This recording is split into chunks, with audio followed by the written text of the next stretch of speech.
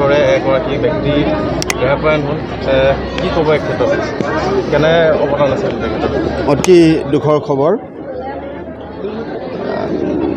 স্বৰ্গগত লক্ষীজিৎ Das sir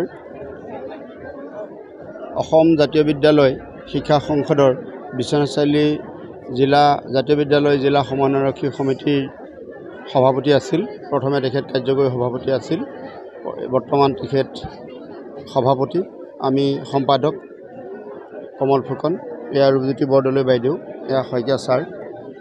গতিকে ছাৰৰ মৃত্যুত আমি জাতীয় বিদ্যালয় বৃহত্তৰ জাতীয় বিদ্যালয় পৰিয়ালৰ হৈ লগতে বিশ্বনাথ জিলা সমিতিৰ হৈ গভীৰ দুখ শোক প্ৰকাশ কৰিছোঁ।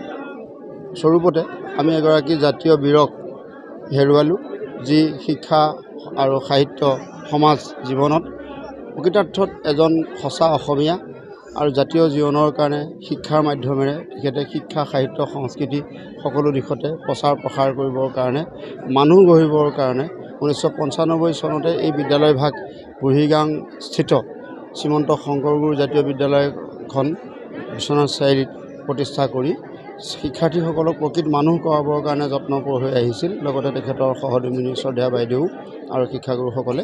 গতিকে এক অনন্য যাত্ৰা, যিটো আমি জাতীয় বিদ্যালয়ৰ নীৰৱ আন্দোলন বুলি কৈছিলোঁ, সেই আন্দোলনৰ এগৰাকী অগ্ৰণী পুৰুষ, শিক্ষা সংসদৰ এগৰাকী বলিষ্ঠ অগ্ৰণী ব্যক্তি আৰু আমাৰ পিতৃস্বৰূপ জাতীয় বিদ্যালয়ৰ যিটো জিলা সমিতি, সেইখনৰ আমি যদিও তেখেত বয়সেৰে আমাৰ জ্যেষ্ঠ ভাতৃ হ'ব, তথাপিও আমি সকলোৱে তেখেতক একেবাৰে ভীষ্ম পিতামহৰ নিচিনা গণ্য কৰোঁ, দ্ৰোণাচাৰ্যৰ নিচিনা তেখেতক আমি গণ্য কৰোঁ।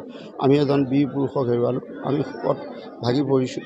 আমি আশা কৰিম যে তেখেতৰ বিদেহ আত্মাই চিৰ শান্তি লাভ কৰক। পৰিয়ালবৰ্গলৈ গভীৰ সমবেদনা জ্ঞাপন কৰিছোঁ আৰু তেখেতৰ যি সত্তা, যি তেখেতৰ সাৰ্বজনীনতা, সামূহিক চিন্তা, সমাজ দেশৰ কাৰণে তেখেতৰ যি প্ৰাণ, সেই তেখেতৰ যিটো সত্তা, তেখেতৰ যিখিনি কৰ্মজীৱনৰ যি নিদৰ্শন, সেইখিনি আমাৰ শিক্ষা সাহিত্য সমাজ জীৱনৰ কাৰণে পাথেয় হৈ ৰ'ব।